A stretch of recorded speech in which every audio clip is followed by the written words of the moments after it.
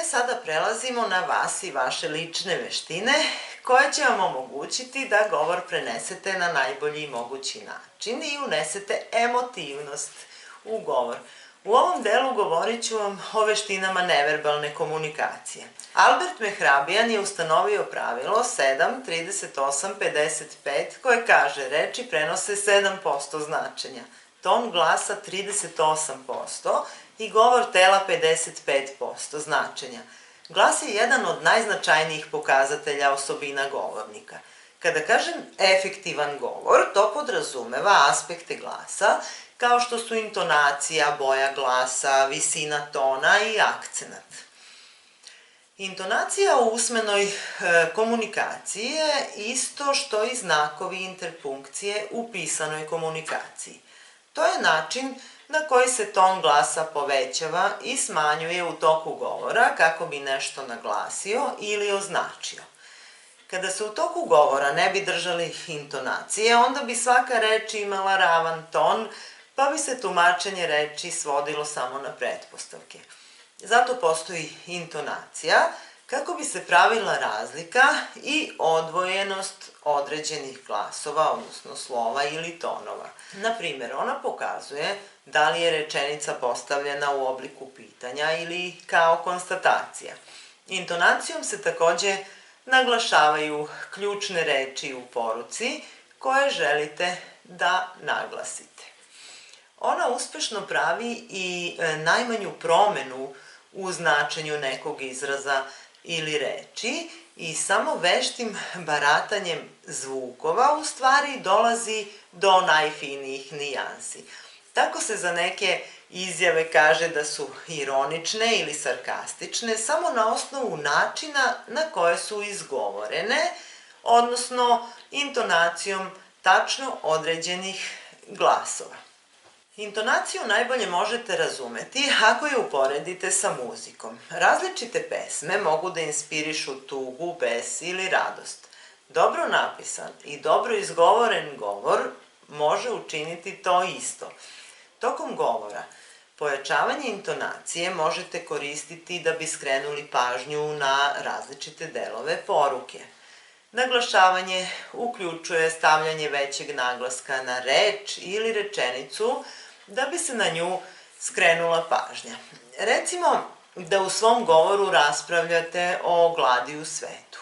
U ovom slučaju želeli biste da naglasite reči poput glad i siromaštvo kako biste bili sigurni da publika razume glavnu ideju vašeg govora. Dok izlažete govor, važan je i ritam, odnosno kako se reči kreću. U lošem govoru reči su isprekidane i smanjuju pažnju publike na svakoj drugoj reči. Na primjer, ovaj proizvod je jako dobar za vaše zdravlje jer sadrži u sebi kompleks vitamina. Ili ako kažete, ovaj proizvod je jako dobar za vaše zdravlje jer sadrži u sebi kompleks vitamina.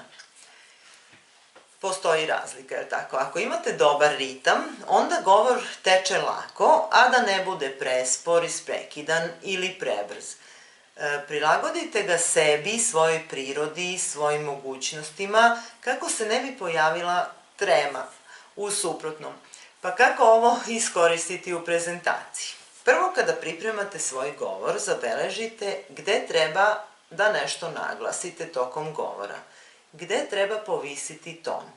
Obično su to ključne reči ili ključne tačke govora i najčešće kraj govora kada pozivate publiku na neku aktivnost da kupi proizvod ili da prihvati vašu ideju.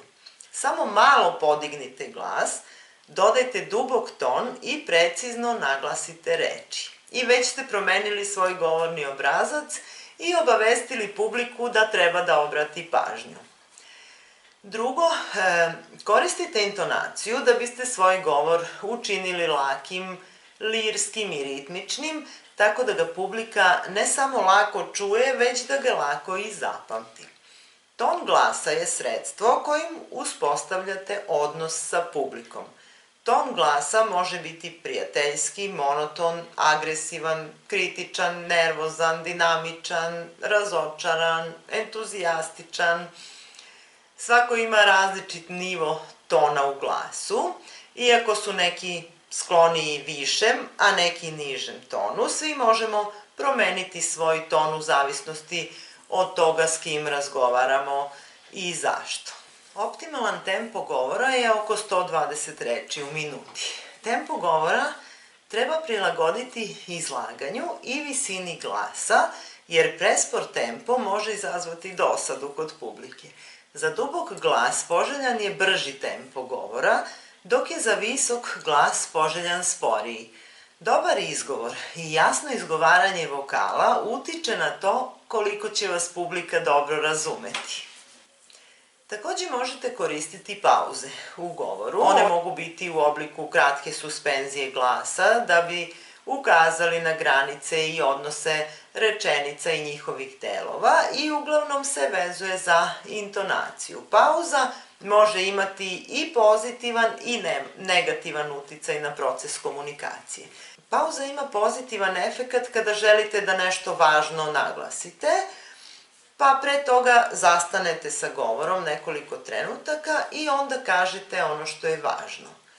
Zvuk glasa i sadržaj govora mogu da pokažu vaše emotivno stanje, a dijalekt može da ukaže na vaše poreklo.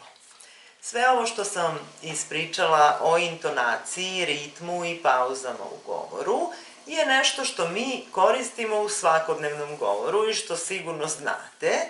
Ako niste dovoljno iskusni u govoru pred publikom, isplanirajte unapred šta želite da naglasite dok ne steknete malo više iskustva.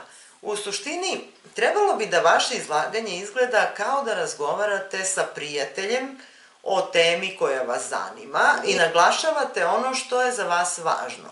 Tako se obraćajte i publici i zamislite da je publika vaš najbolji prijatelj i da njega treba da uverite u neku svoju ideju.